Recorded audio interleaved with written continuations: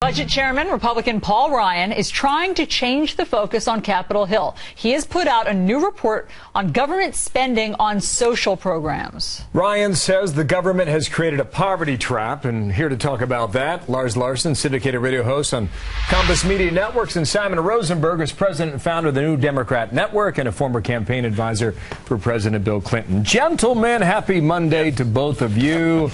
Lars, this is what Paul Ryan says, quote, "There are nearly 100 programs at the federal level that are meant to help, but they've actually created a poverty trap."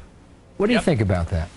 I think he's absolutely right. Think about it this way. In most of the states in America, you'd have to make $15 an hour working full time to equal the kind of benefits that you get from all the government programs if you sign up for all of them. In some states in America, very few, you would have to make $20 an hour, or about $40,000 a year, just to equal what you can get by signing up for all the welfare programs of all, every kind out there. Subsidized housing, subsidized food, medical care, subsidized education, this, that, and the other thing. It's a mess. And our government, especially under President Obama, who has doubled the number of people on food stamps, is turning America into a European-style welfare state. And it's not good for the people, and it's certainly not good for our budget position. So, Simon, do you think this telegraphs what we'll see for the midterms, that the Republicans will change the narrative and that they will start talking about how to reform some of these welfare programs rather than just criticizing Obamacare? Yeah, I think this is a welcome development. I think it's great that Paul Ryan is focused now on actually making government work better. I think it's clearly the beginning of a process. We have to pass a budget. The Republicans were unable to pass appropriations bills last year, and one of the reasons we ran into those budget problems at the end of the year was the infighting in the Republican House over how to actually do the budget. Maybe this year the Republicans are going to use the power they have in controlling the House to lay out their agenda in the House, to come together and show what their alternative vision is to President Obama. So I think this is a welcome development. I think we all want to learn more. Well, Lars, you heard it twice, a welcome development. I think the issue then goes back to the White House and the president as to whether or not he is willing to do a deal that will scale back anything that Washington does. Otherwise, instead of 2014 at $17.3 trillion in debt, you're looking at what? Is it $19 trillion in 2016? Is it $20 trillion when he leaves second term?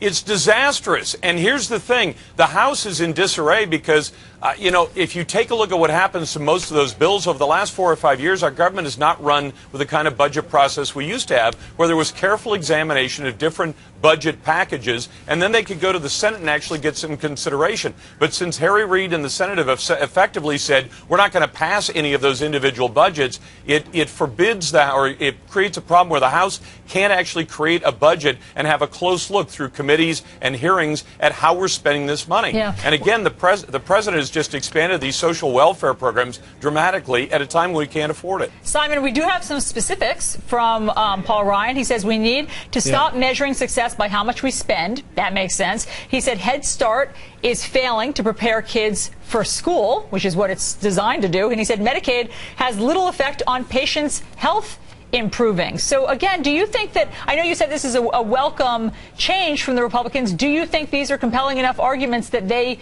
will carry the midterms with these?